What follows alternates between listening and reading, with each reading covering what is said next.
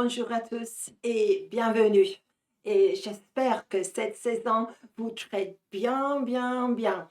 Alors aujourd'hui, j'avais vraiment à cœur de partager une vision et des paroles prophétiques que le Seigneur m'a données. Et je ne sais pas pour vous, mais je note que les rêves, les révélations et le côté surnaturel vraiment augmentent tellement quand il s'agit de fêtes. Et moi, j'aime noter les fêtes juives parce que je sais que là, c'est comme si les choses normalement invisibles se rendent vraiment visibles. Alors, cette parole, cette vision, ça touche Yom Kippour et on pense beaucoup au peuple juif ce jour, mais il y a des choses pour nous aussi. Alors, ce que j'ai aujourd'hui, c'est une vision. J'ai jamais vu quelque chose comme ça, mais je sais que normalement, le Seigneur me donne quelque chose quand il s'agit du Yom Kippour. Alors, ce qu'il m'a montré, c'était sa main. Pas le reste de l'Esprit de Dieu, simplement une grande, grande main tendue comme ça, pas du tout menaçante, mais simplement que le Seigneur il dit, mais aujourd'hui, je veux vous montrer quelque chose. Et entre les doigts de cette main, je voyais qu'il y avait des ficelles en argent et en or.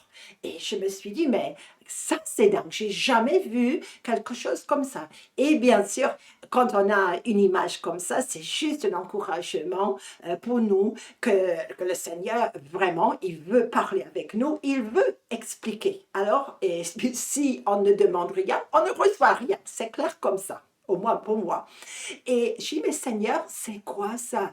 L'or, les ficelles en or, des ficelles en argent et cette grande main. Et puis, j'avais réalisé presque tout de suite que le Seigneur me disait, c'était venu presque tout de suite dans ma pensée, que le temps actuel est dans sa grande main et qu'il veut absolument parler avec son peuple de l'importance du temps. Et je vais commencer avec le temps de ce monde, les minutes, les secondes qui sont marquées, et qu'il y a une urgence aussi.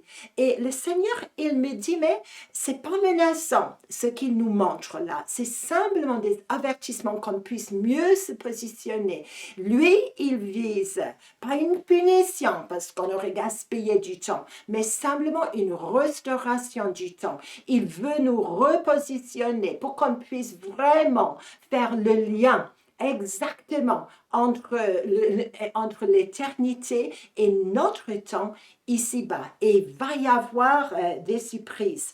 Alors, puis, le Seigneur, il m'a dit, mais il a intentionné pour nous de nouveaux rendez-vous divins.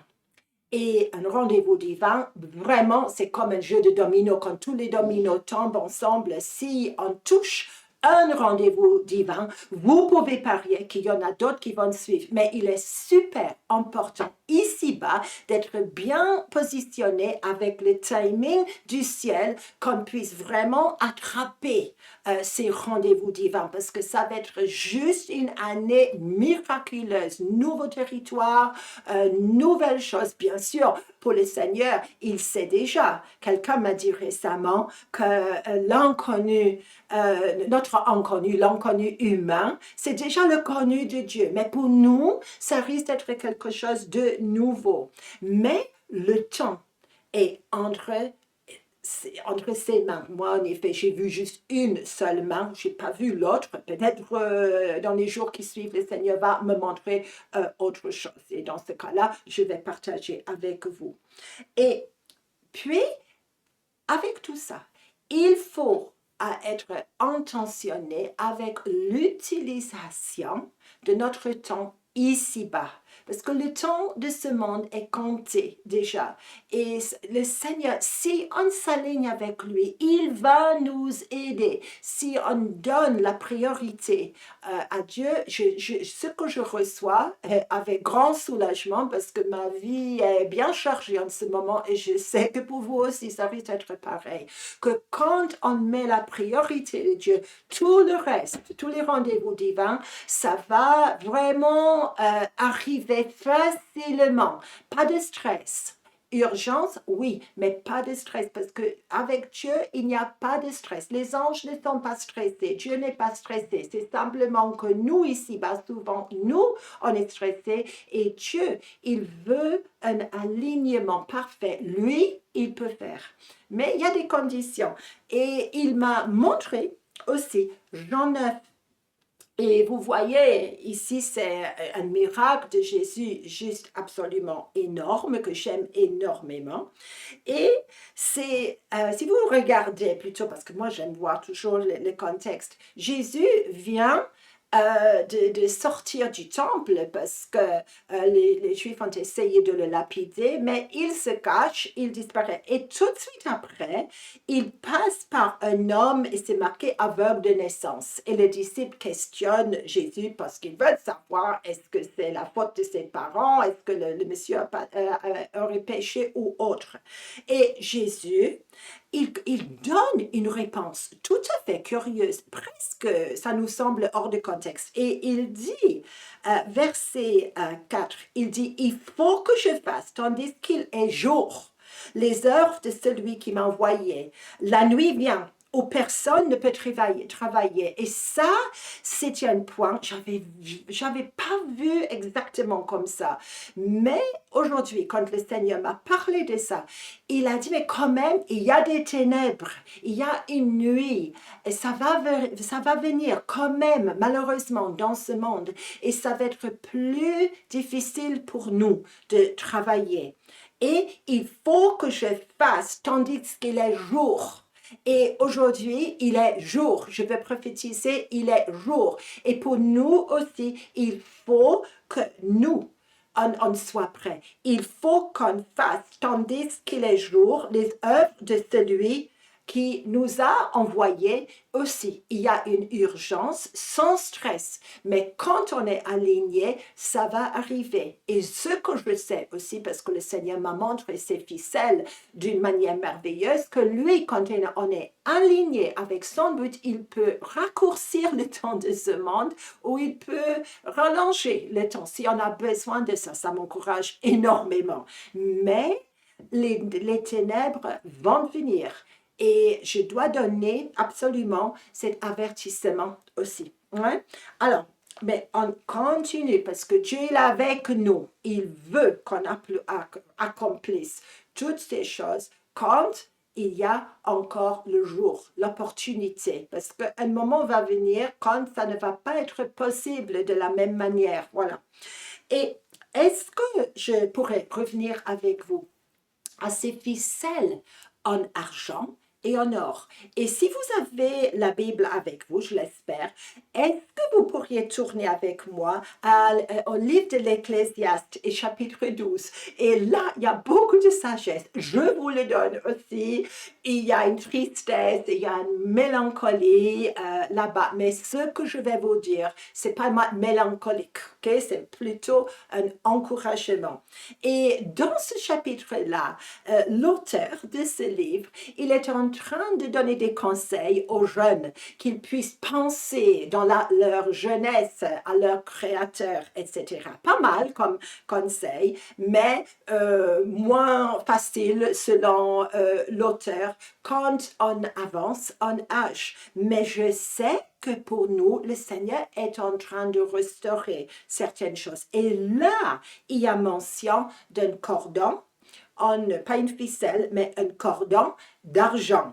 Et si vous regardez versets 8 et 9, ça touche notre sujet, il dit, mais retournez au Seigneur, servez le Seigneur, réjouissez-vous, avant que le cordon d'argent se détache, que le vase d'or se brise, vous voyez, l'or est là aussi, que le seau se rompe sur la source et que la roue se casse sur la citerne.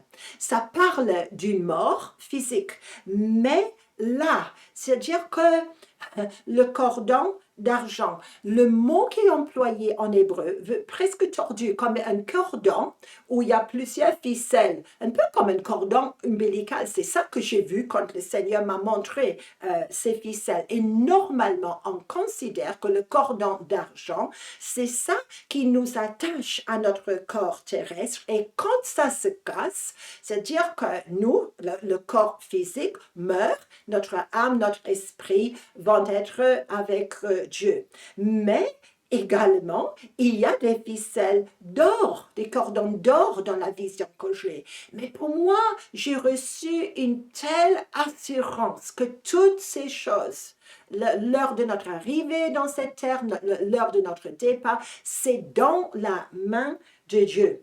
Et là, je me suis dit, mais Seigneur, je suis rassurée, c'est pas pour craindre la vieillesse, c'est simplement pour être repositionné, pour savoir que Dieu sait toutes les choses, toutes les choses, toutes les choses. Et ça veut dire aussi une source, il y a des mots là, il y a une image qui coule, comme une source, comme la source de notre vie, qui peut être coupée sur cette terre, mais qui va couler avec le Seigneur pour toute l'éternité. Et c'est ça, alors, nos temps sont là. Le cordon d'argent va se casser un de ces jours. Si nous, on n'est pas la génération qui revoit le retour de Jésus, ça va se casser. Mais Dieu sait, il est en train de traiter le temps.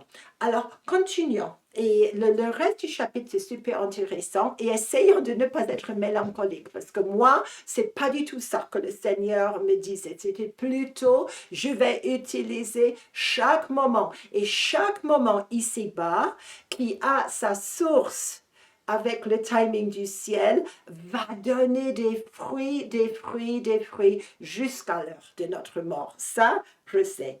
Et puis, bien sûr, oh, les livres, les gens qui me connaissent, vous savez à quel point j'aime les livres et j'aime beaucoup, j'en ai trop, en effet, chaque fois, vous savez, si vous me connaissez, vous savez que je suis toujours en train d'essayer de réduire mon stock de livres, mais je ne réussis pas tellement bien que ça.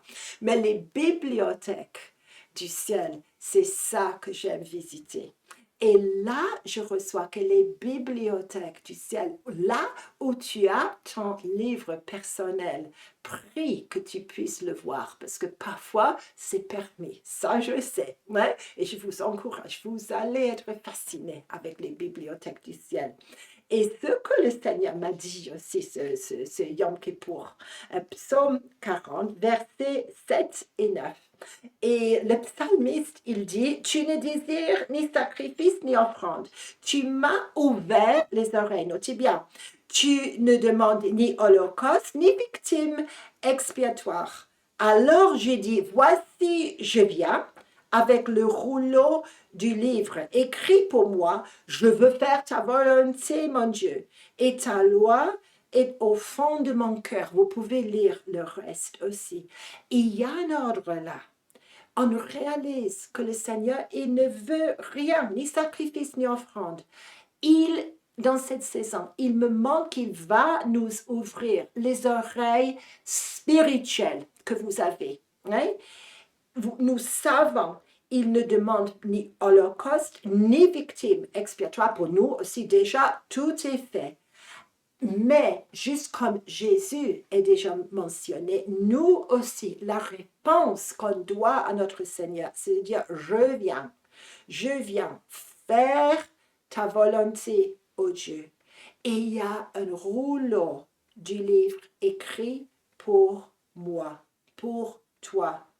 Et ta loi est au fond de mon cœur. Et le moment qu'on veut s'aligner avec le livre de notre vie, ici-bas, nos oreilles s'ouvrent. Et le Seigneur, il va nous montrer tellement de secrets. Il va vraiment restaurer. Je connais des gens, nul n'est parfait. Et combien de fois, nous, on n'a pas compris, on n'a pas obéi, et on trouve qu'on est en train de rajouter des chapitres qui ne vont jamais exister au ciel, parce que ce n'était pas ça qui était écrit pour moi. Et beaucoup de gens, cette année, vont revenir sur la voie dans les destinées que le Seigneur avait déjà écrites. Il va y avoir tellement de restauration. Je vois beaucoup de pieds couverts de poussière et des cœurs fatigués qui vont revenir sur le bon chemin. Et Dieu, il est capable de faire des miracles avec le temps ici-bas, qu'on puisse être aligné de nouveau avec sa volonté. Et je prie que nos oreilles puissent être grandes ouvertes. Ce n'est pas juste pour Jésus, c'est pour nous aussi. Et puis, je termine, psaume 139. Toute ma vie est là déjà. Et je ressens vraiment, même maintenant, je veux prophétiser sur ça, sur chaque vie, sur chaque personne. Si vous écoutez cette partie, sonde-moi, ô Dieu, sonde-moi et connais mon cœur. Et un peu avant, hein, Dieu dit, c'est toi qui as formé mes reins, qui m'as tissé dans le sein de ma mère, et je te loue de ce que je suis une créature si merveilleuse. Tes œuvres sont admirables et mon âme le reconnaît bien. Réjouissons-nous.